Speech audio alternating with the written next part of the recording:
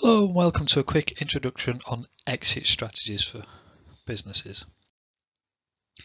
Key thing we're going to look at today are these four areas: so sell, liquidate, merge and transfer. They're the four key areas that we're going to look at on how to get out. Once again, there's kind of subsections of each one. We'll go through that when we get there. So let's start what we mean by liquidate. So there we go. Liquidate is where we strip and sell off the assets for the organization. This might be the stock that you hold. So if you hold a lot of stock, you might then sell the stock off at a reduced price, sell off the shelves, security camera, carpets, etc.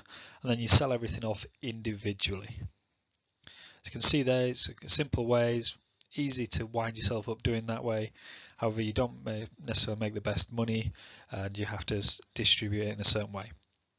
Currently, a company that's going through that is Toys R Us. So they're selling this stock off really cheap, and then they're going to start sell fixtures, fittings, and if they own any land and buildings, they'll then sell that off, etc. So really selling it off bit by bit.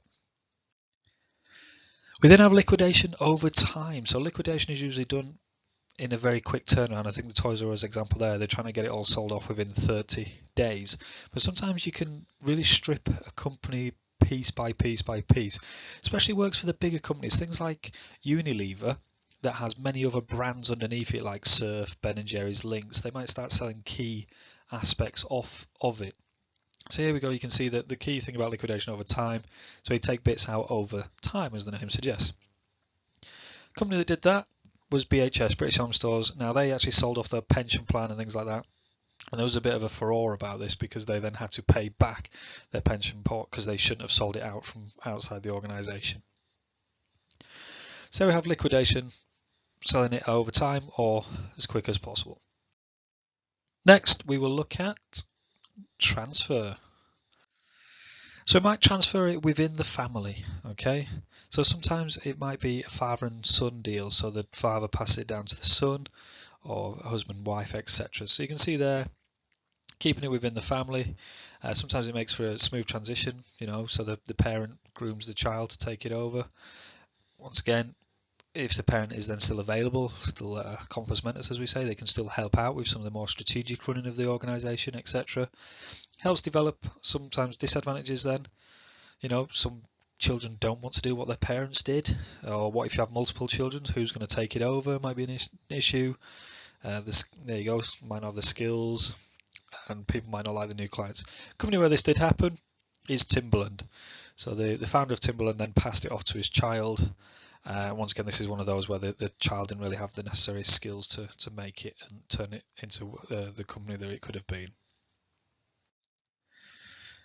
Next then we'll go on to simply selling the company. So here we go. When we're looking at selling, there's kind of four ways to look at selling. So you might sell it within the business, what we call IPO, talk about that later, sell it to another business, or sell it on the open market. So if you look there, what I've tried to show there is when you're selling it to another business, that's within the industry, or sell it on the open market, that's to anyone that's interested. And as you'll notice, IPO and is a new way to sell from above. So that's what I've tried to show with those four directions. So sell within the business. This is where you might get your managers to what we sometimes call a manager buyout.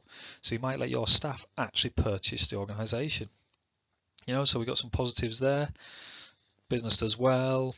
People are enthusiastic about it because they work there, so they bought it out. Can increase loyalty, greatly motivate staff if they know that they can then suddenly own the company. You might actually even keep a share of the business, so you sell it to your staff but maintain a share, so if the business does well you still get paid from it.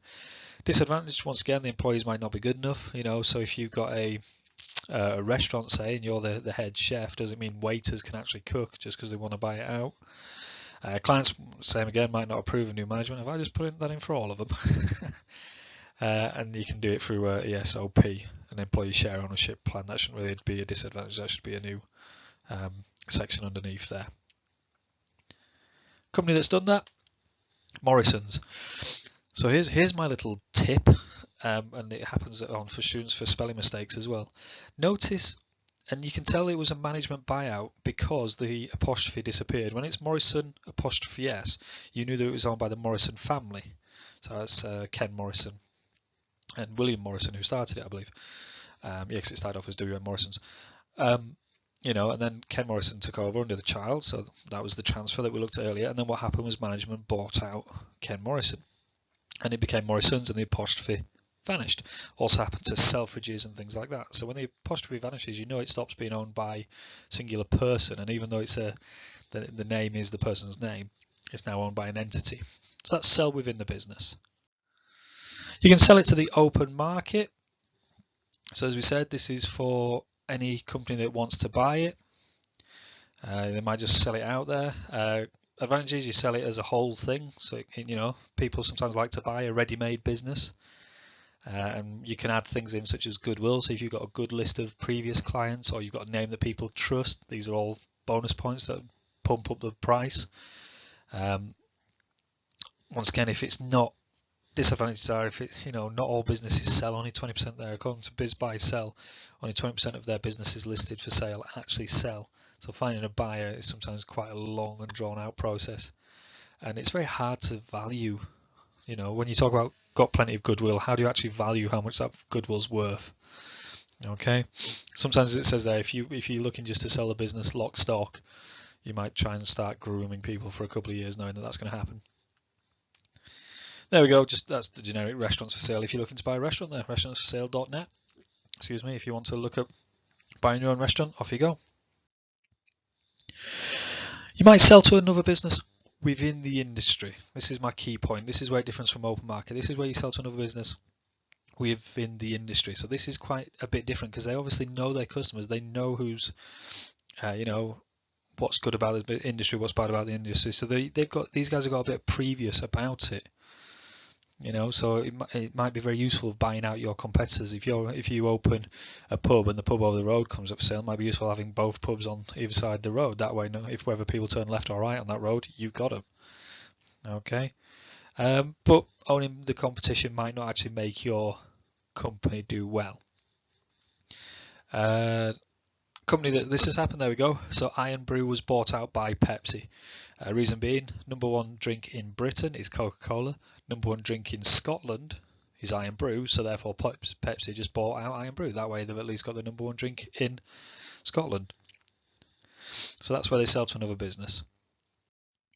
Then we have, as we said, IPO, initial public offering. This is where you sell it on the stock exchange. So you might have previously had a private limited company and then you sell shares in your business so everyone else owns it.